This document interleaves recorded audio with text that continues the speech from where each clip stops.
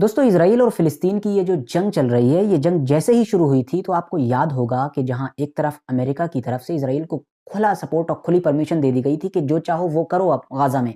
तो वहीं साथ ही साथ जो अमेरिका के विदेश मंत्री हैं, जिनका नाम ब्लिंकन है, उनको फ़ौरन अरब देशों की यात्रा पर भी भेजा गया था। उन्होंने एक-एक करके सारे देशों की यात्रा की थी और वो ये जानने की कोशिश कर रहे थे कि आखिर सारे अरब देश के जो लीडर्स हैं, उनका कैसा मूड है? क्या वो हमारे फ़ेवर में बने रह सकते हैं या फिर नहीं या फिर कितना गुस्सा हैं? इज़राइल के हमलों से जो वो गाज़ा के ऊपर कर रहा है। एक बार में तो बात नहीं बनी थी, वो नाराज़ होकर चले गए थे, दोबारा फिर भेजा गया था। तो जब इन्होंने इन सारे देशों के दौरे किए थे, तो उनमें से एक देश कतर भी था कि जिसका उन्होंने दौरा किया था। और मालूम है, कतर जाकर उन्होंने जो बातचीत की थी, उसमें सबसे पहली बात उन्होंने क्या कही थी?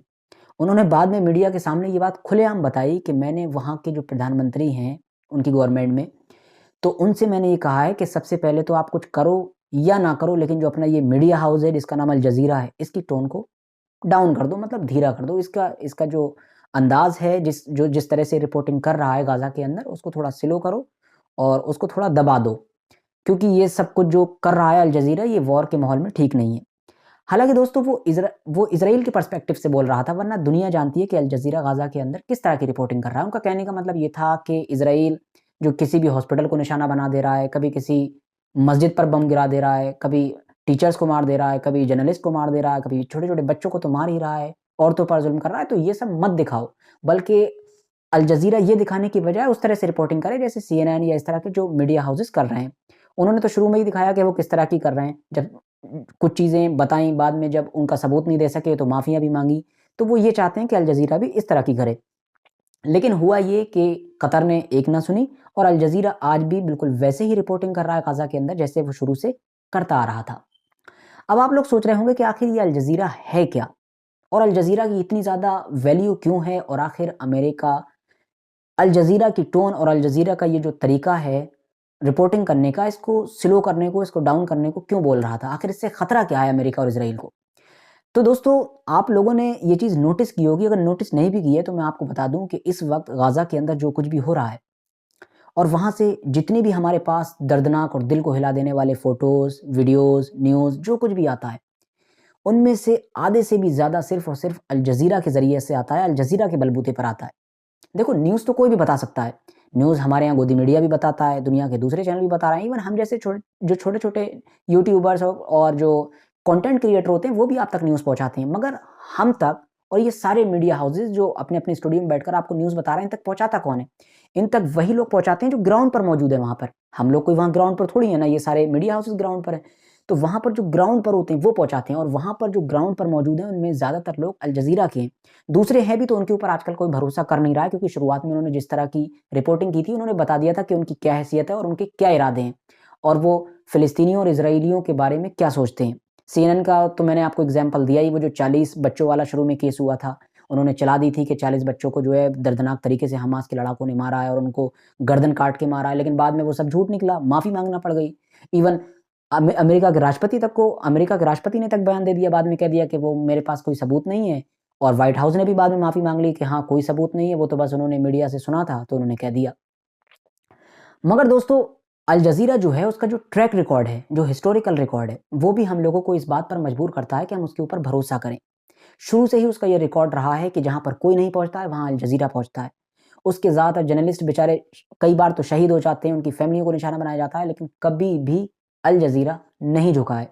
इवन आप लोगों ने नोटिस किया होगा, अभी कुछ वक़्त पहले ही, 2-3 दिन पहले ही, एक वहाँ के जो गाज़ा के अंदर जो जो चीफ़ थे अल जज़ीरा के, उनकी फैमिली को टारगेट किया गया।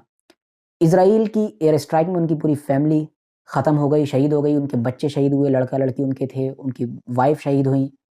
और हैरत देखिए कि वो बंदा जो जो चीफ़ थे, वो कुछ देर पहले ही, जो क्योंकि आमतौर पर हर दिन तो बम गिरा रहा है कई-कई जगह पर, तो वो दस्तूर के मुताबिक उस इलाके में जब बॉम्ब गिराया गया या उस बिल्डिंग में जब बॉम्ब गिराया गया, तो वो उसकी भी रिपोर्टिंग कर रहे थे और बता रहे थे माइक पर खड़े होकर के एयर स्ट्राइक हुई है, इसमें कितने-कितने लोग मरने की उम्मीद है सब। लेकिन कुछ देर के बाद उन्हें पता चला कि इसी एयर स्ट्राइक में उनकी फैमिली जा चुकी है।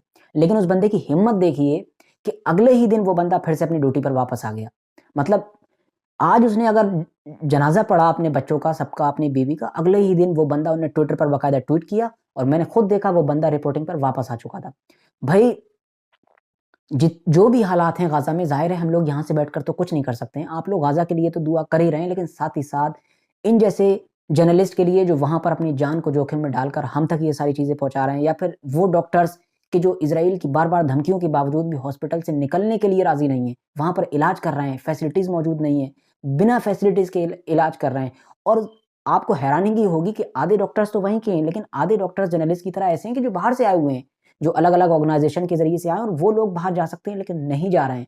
वो लाख धमकियों के बावजूद वहीं रुके हुए हैं। भाई ऐसे लोगों को सैल्यूट है, कसम से मैं कहता हूँ, इंसानियत ऐसे लोगों का एहसान कभी नहीं भूलेगी, ये जो लोग इस तरह के हैं और जो ऐसा काम गाज़ा के अंदर कर रहे हैं।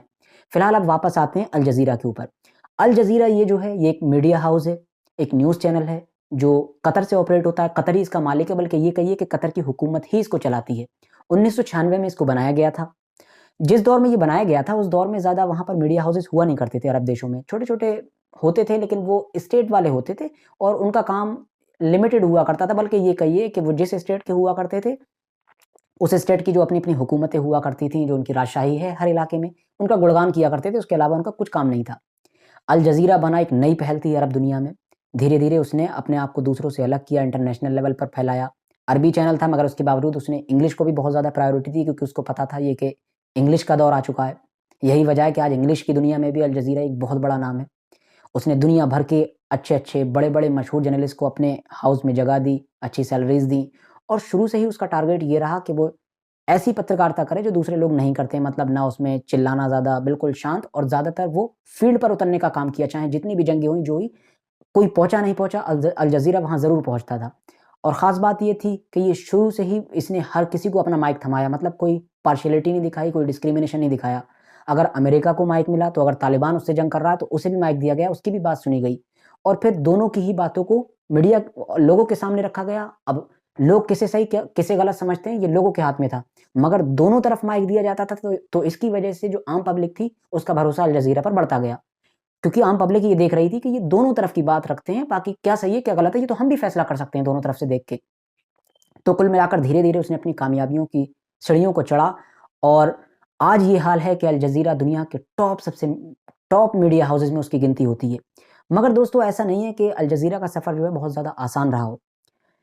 आपको जानकर हैरानी होगी कि अल जज़ीरा से लोग कितना ज़्यादा डरते हैं, और कितने देशों की हुकूमत इससे काँपती हैं। इस चीज़ का अंदाज़ा आप इस बात से लगाइए कि 2016 में जब कतर को बाकी अरब देशों ने अलग-थलग करने की कोशिश की, इसके ऊपर पाबंदियाँ लगाई, इससे अपने रिश्ते तोड़े, तो बाद में जब ये तय किया गया 2016 और 17 के दौर में कि चलो लाओ भई, अब कतर के साथ रिश्ते सँभाल लिए जाते हैं, फिर से इसे अलग-थलग ना किया जाए, अपने साथ मिला लिया जाए। तो पता है जो शर्तें रखी गई थी, उनमें से एक शर्त ये भी थी कि कतर को अपना ये जो मीडिया हाउस है अल जज़ीरा, इसको बंद करना होगा। आप सोचिए कि रिश्ते नॉर्मलाइज़ करने के लिए और अपने साथ दोबारा लाने के लिए ये शर्त रखी जा रही थी कतर के सामने। लेकिन कतर ने वो शर्त नहीं मानी, इन सारे देशों को ही कतर के सामने झुकना पड़ा, और आज भी अल जज़ीरा बिल्कुल वैसा ही चल रहा है। अब ये सोचने वाली बात है कि अरब देशों को भी अल जज़ीरा से क्या दुश्मनी है? आप ज़रा दिमाग से सोचिए। एक ही मीडिया हाउस है पूरी मुस्लिम दुनिया में कि जो वाक़ई बहुत ज़्यादा मशहूर है और जिसका काम पूरी दुनिया में सराहा जाता है। उसके बारे में भी अरब देशों का ये नज़रिया था कि उसे बंद कर दो।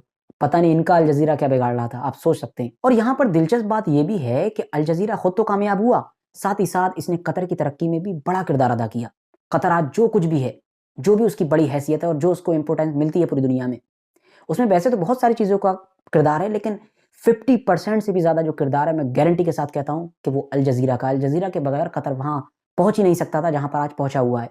ये मीडिया की ही पावर थी, जिसके बलबूते पर कतर की आज ये हालत है कि कतर दुनिया भर में जिसमें भी लड़ाई हो, मीडिएटर बन जाता है। कहता है आओ हमारे टेबल पर आकर बैठो, हम तुम्हारा समझौता करवाते हैं। चाहे अमेरिका या तालिबान का मामला हो, या फिर हमास और इज़राइल का मामला हो, दुनिया भर में जहाँ पर भी झगड़े होते हैं, ईज़िली कतर कहता है आ जाओ हमारे टेबल पर बैठो, दोहा में आ जाओ। वो लोग पहुँचते हैं और बाकायदा लोग उसकी बात मानते हैं, और उसकी मतलब उसको बिचौलिया जिसे हम बोलते हैं देसी भाषा में, उसे मीडिएटर बनाने के लिए तैयार हो जाते हैं। और उसने जो कतर और जो अमेरिका और जो तालिबान का पूरा मैटर हुआ है, वो तो सॉर्ट आउट ही कतर ने करवाया है। और अभी भी हमास इज़राइल की जंग में जितना भी जो कुछ आपस में डील हो रही है, और जितने भी अभी तक हमास की तरफ से इंसानियत के नाते कहिए, या जो भी उनकी तरफ से जो उनका दावा था, जो भी उन्होंने अभी तक कैदी छोड़े हैं इज़राइल के, वो सब कतर की ही देन है, और कतर के ही बलबूते पर ये सब कुछ हुआ है। और ये सिर्फ़ और सिर्फ़ एक मीडिया हाउस की ताकत है, सिर्फ़ और सिर्फ़ एक न्यूज़ चैनल की। आप सोचिए, अगर ऐसे ही 2, 3, 4, 5 अगर पूरी मुस्लिम दुनिया में हो जाएँगे, तो फिर क्या हाल होगा ये आप लोग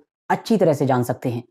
और फिर हम लोग कहते हैं कि भाई सारे मीडिया हाउस पर तो फलाने का कब्जा है, यहूदियों का कब्जा है, ईसाइयों का कब्जा है, या उन लोगों का कब्जा है, उन लोगों ने दुनिया को कंट्रोल कर रखा है। भाई आपको किसने रोका है? मीडिया हाउस कोई ऐसा तो है नहीं, कहीं कोई ऐसी गुफा से वो निकाल कर ला रहे हैं कि जहां से आप नहीं ला सकते। मीडिया हाउस के लिए क्या चाहिए? नॉलेज चाहिए, पैसा चाहिए। आप भी नॉलेज हासिल करें, आप भी अपने बच्चों को आगे बढ़ाएं, आप भी पैसा हासिल करें, आप भी खोलें। आपको किसने रोका है? भाई उन्होंने अपनी ताकत के बलबूते पर ये सब कुछ हासिल किया है, पैसे से हासिल किया है, उन्होंने तालीम से हासिल किया, नॉलेज से। अब अगर हम भी इन चीज़ों में आगे बढ़ेंगे तो ज़रूर हमको मिलेगा, लेकिन हम लोग दूसरी चीज़ों पर ध्यान देते हैं। फिलहाल आज की अपनी वीडियो को तो हम यहीं पर ख़त्म करते हैं। आगे आने वाली सारी वीडियोज़ को देखने के लिए और मेरे साथ बने रहने के लिए मेरे इस नए चैनल को ज़रूर सब्सक्राइब कर लें और साथ ही में बेल आइकन को भी ज़रूर प्रेस करें।